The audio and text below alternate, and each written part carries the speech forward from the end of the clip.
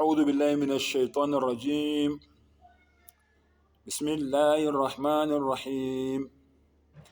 إن الله يأمر بالعدل والإحسان وإيتاء ذي القربى وينهى عن الفحشاء والمنكر والبغي يعظكم لعلكم تذكرون. Ngicela Allah abusise ukufunda kwezwi lakhe, bese ngicela Allah angivikele kusathane ongathandwa.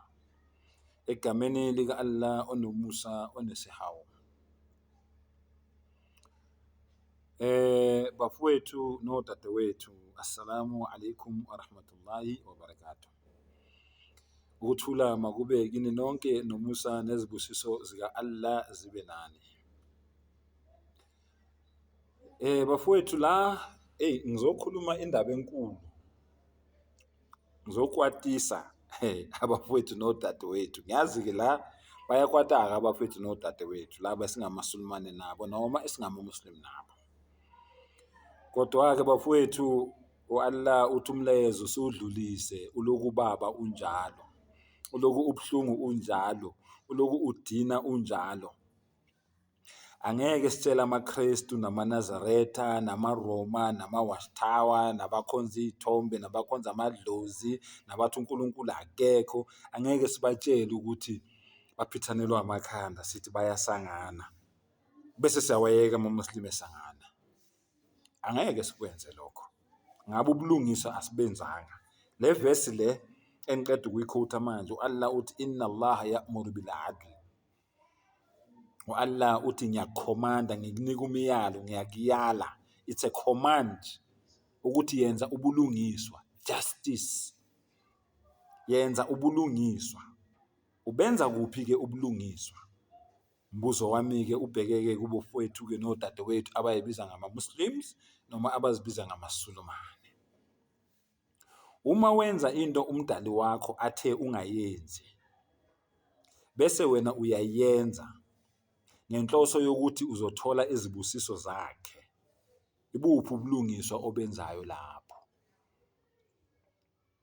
Uma wena wenza into isithunywa sika Allah esingazange siyenze, esingazange sithi uyenze, wena uyayenza, even if kuyenza sense, bukuphi ubulungiswa lapho?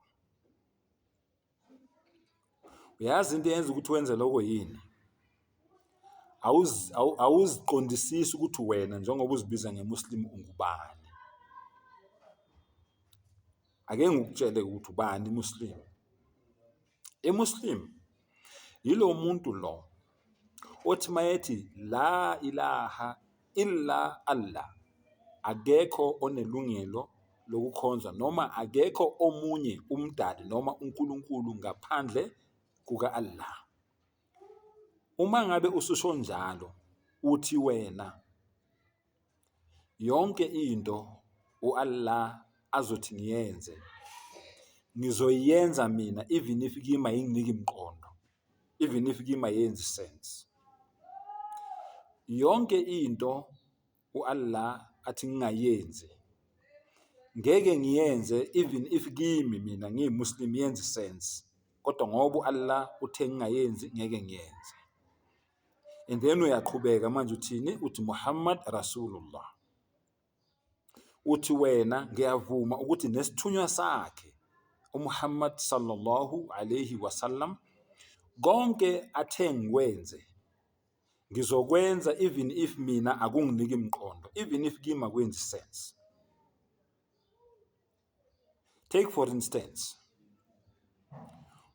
akumnandanga ukuvuka ekseni kubanda ushiya umkakho, ushiya umyeni wakho ekufudumezile, uvuka ekseni uhambe yonke. Abanye bageza ngamanzi abandayo mabenza iwudu, abanye kuya amanzi afudumele, kodwa ukuvuka nje kukodwa akumnandi. Kodwa ngoba ubani othe sivuke sekwenza salatul fajr? uAllah. Sizokwenza even if kithi akwenzi sense, ingakho sizibiza ngama-Muslims. Nesithunywa sika Allah Muhammad Rasulullah, konke okushiwo isithunywa sika Allah nesikwenzile nesigqugquzele ukuthi sikwenze ngizokwenza even if mina akunginiki imqondo.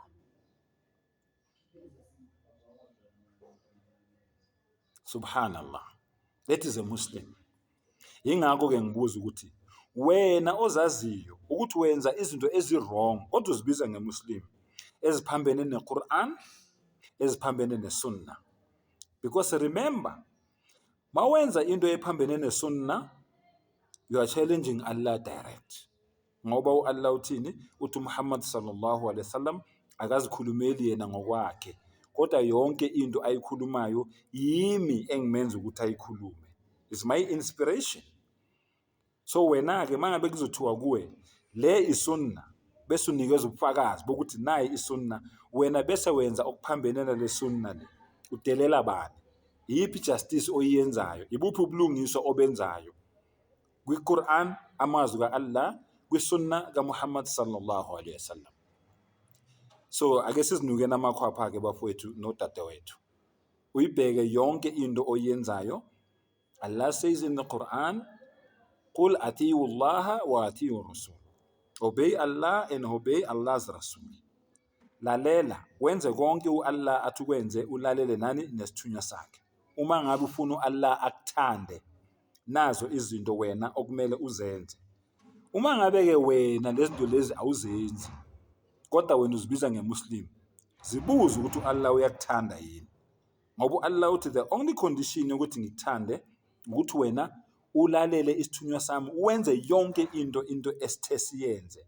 Into athe ungayenzi even if kuye yenze sense.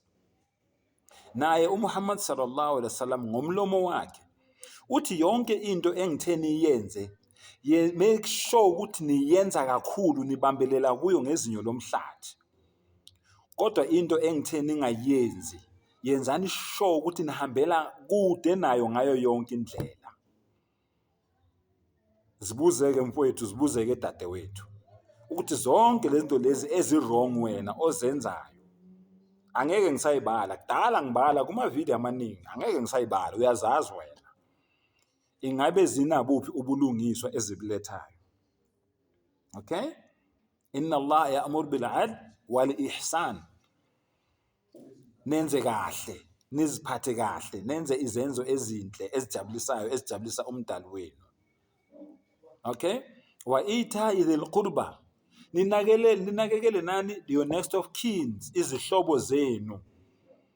Abantwana benu, amakhosikazi enu, abazali benu, abazala benu, amakhazini, izihlobo zenu, abantu abaseduze nani, nibanakekele. Ingabe wena njengoba uzibiza ngemuslim, uphila kanjani wena nezihlobo zakho? Uphila kanjani nabazali bakho? Uphila kanjani nabantu bakho? Uphila kanjani nomyeni wakho? Uphila kanjani nokhazini bakho nabazala bakho? Ngabe uyabanakekela ngendlela u-Allah asho ngakhona? Zinuka amakhwapha-ke mfowethu, wena ozibiza ngemuslim or emuslima, elesilisa noma elesifazane. And then wayanha anil fahsha. Subhanallah. Hambelani kude nezinto eziletha amahloni. Allahu akbar. Al-fahisha, izinto eziletha amahloni, izinto ezizofaka ehlazweni, izinto ezizokwehlisa isithunzi. U-Allah uthi hambela kude nalezo zinto lezo. Uyazazi-ke wena izinto ozenzayo ezingathi mazifika ebantwini mabezazi noma beyithola ngawe bese zikwehlisa isithunzi. U-Allah uthi hambela kude nalezo zinto lezo. Wal munkar, nezinto ezi-wrong. Nezinto ezi-wrong uwazaziyo, nami ngaze zami ezi-wrong engizenzayo, naye waze zakho. So u-Allah uthi hambela kude nalezo zinto lezo. Ayikho-ke into e-wrong njengento yokufarisa ngezwi lika-Allah. Uyitshela ukuthi wena uyimuslim kodwa izenzo zakho wena ozenzayo ziphambene nalento le wena oyitshela abantu ukuthi uyiyo. Ingakho Allah esibuza kwiQuran ukuthi ya ayyuhalladhina amanu lima taquluna ma la taf'alun.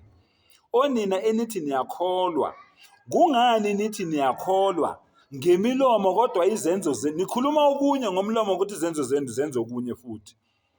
Kabura maqtan 'inda Allahi an taqulu ma la taf'alun. Ayikho into enyanyisa u-Allah njengomuntu okhuluma into angayenzi, abe khuluma okunye abe enza okunye ngapha. Okay? Wal baghi, nenzondo, amagqubu, umona, yonke nje lento le izifo zenhliziyo, amagqubu, inzondo, umona, umhawu, greed, ukuzazisa, miserliness, ubustinji. Kuningi mani, ungabala ungaqedi bese kuba yi-competition. Yabona, izifo zonke lezo zenhliziyo ghilla, ilapho walbaghi, ilapho u-Allah uthi basob. Yonke leyo nto leyo iyeke, ikhiphe, uzokhona ukuthi uphile kamnandi. Ala bi dhikrillahi tatma'inul qulub. Ukhumbule u-Allah subhanahu wa ta'ala, ube nobudlelwane nomdali wakho ngaso sonke isikhathi, then kula inhliziyo yakho izothola i-rest khona, kula inhliziyo yakho izothola injabulo, kula inhliziyo yakho izothola intokomalo, yila inhliziyo yakho izothola ukwethaba. Ziyeke zonke lezi zinto lezi. Subhanallah. Ya'idhukum, Allahu akbar. U-Allah uthi ngiyak-advise, ngiyakubonisa, ngiyakuxwayisa, la'allakum tatadhakkarun. Allahu akbar. Ukuze uhlale ukhumbula ngalesi sikhathi. Allah uyak-advise ukuthi uhlale ukhumbula ngaso sonke isikhathi ukuthi zonke lezi zinto lezi eziwu-6 u-Allah akubalele zona, ziwu-6: al-adl wal-ihsan, justice, ihsan, ukwenza izinto ezi-right, kuzinto ezi-right ezisemthethweni, okay? Wa ita'i dhil qurba, bese wenza njani? Unakekele abaseduze nawe, izihlobo zakho, abantwana bakho, unkosikazi, indoda yakho, kanjalo, abazala bakho banakekele, okay? Wa yanha 'anil fahsha, uhambele kude nezinto ezizoletha amahlazo, ezizodicelela isithunzi sakho phansi. Wal munkar, uhambele kude nezono. Asikho-ke isono esidlula njengokwenzela u-Allah abalingani. Asikho isono esidlula njengokudelela umdala, ungalaleli, udelela isithunywa sakhe. Ayikho ijustice lapho.